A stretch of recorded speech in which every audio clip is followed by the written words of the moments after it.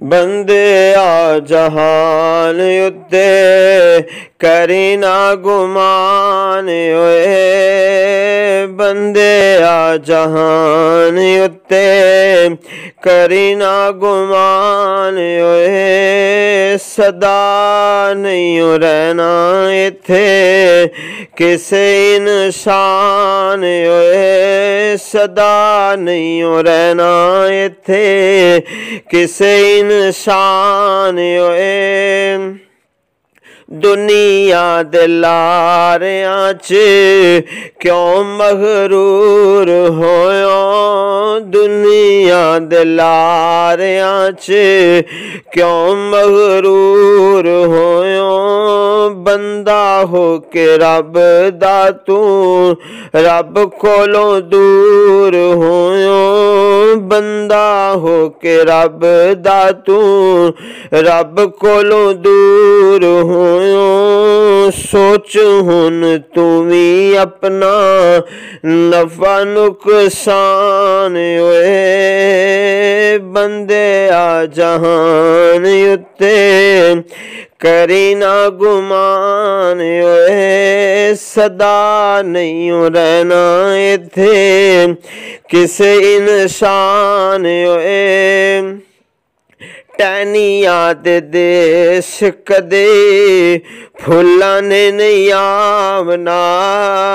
टहनिया दे देश कदे फुल्लां ने नहीं आवना। हस दियां महफिलां ने तेनू भुल जावना। हस दियां महफिलां ने तेनू भुल जावना। एक दिन होना असां मिट्टी दा निशान ओए। एक दिन होना असां मिट्टी दा निशान ओए। बंदे आ जहान उत्ते करी ना गुमान ओए। वड्डे वड्डे राजियां नू मौत ने नहीं छोड़िया।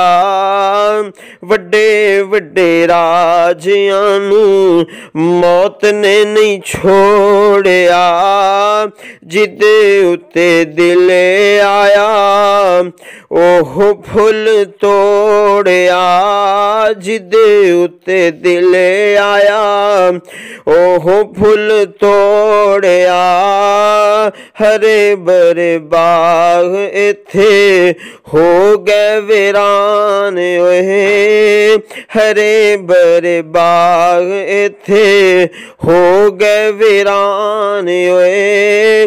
बंदे आ जहान उत्ते करी ना गुमान ओए।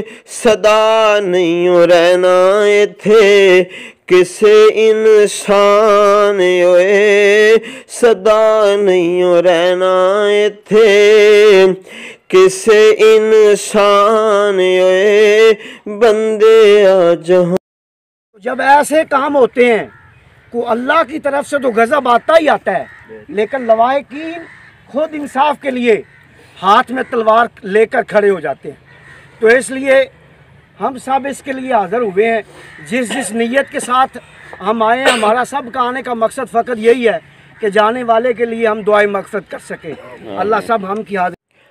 आज सैयद मखदूम अली शाह बुखारी आप पर और आपके घर वालों पर एक गम का पहाड़ टूट पड़ा कि सैयद मखदूम अली शाह के ससुर और खालू को बिला वजह बेदर्दी के साथ हमला करके शहीद कर दिया गया।